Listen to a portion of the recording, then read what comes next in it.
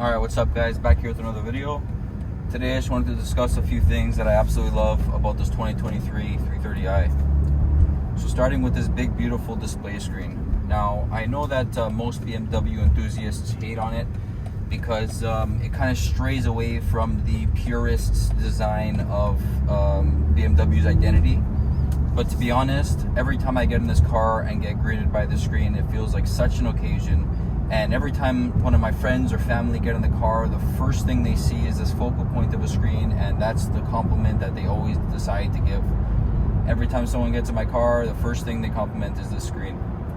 Now, the amount of information that can be displayed in the screen is remarkable. So I can see my Apple Maps in my dashboard here. I can have my smaller map in the display area here, and with this little animation of my car showing any input I put in the car. So if I put my signal on, it shows up in the animation there. If I put my brakes on, it shows up. And just little things like that that really show that there's a reason why they did this big screen. It's so that they can give you a little bit more of a premium feeling when driving and more of a futuristic feel. So BMW is kind of getting with the times when it comes to the new design language with the minimalistic, futuristic approach. And to be honest, it's my sweet spot. I absolutely love it. Now, there is one downside to that.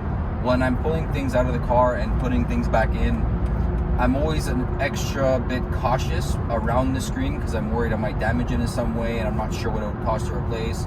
So there's pros and cons to everything, but that's not really a big deal.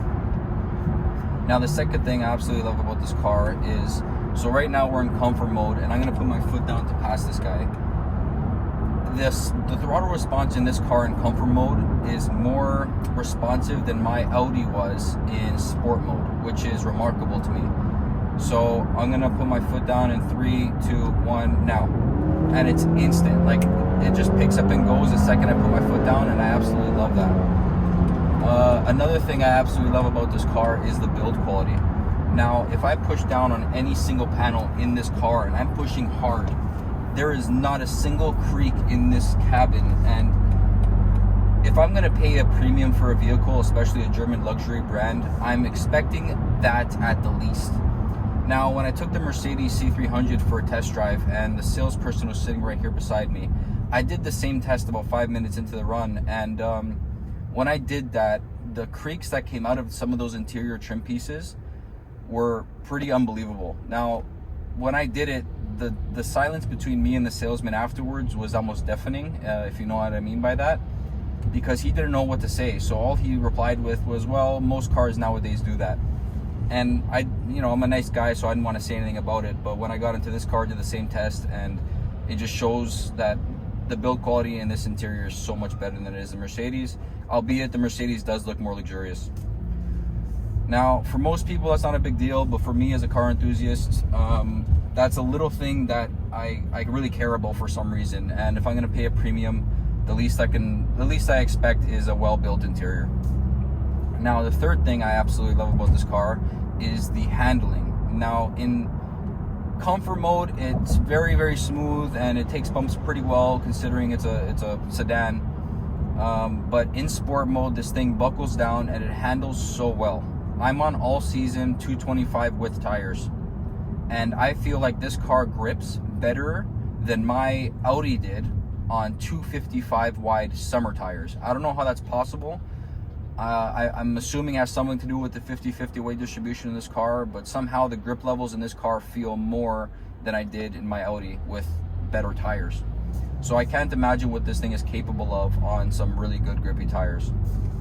Now, sometimes it almost feels like the back end wants to step out, which in a 4-cylinder sedan is pretty remarkable. Usually cars in this class, they have a tendency to understeer, but somehow BMW has decided the rear wheel drive bias is pretty predominant, and sometimes the back end likes to step out on me, and it just feels like more of an engaging, fun car to drive than my Audi did. So that's one of the reasons why I don't think I'll ever be able to go back to Audi. Other than that, guys, this car is phenomenal.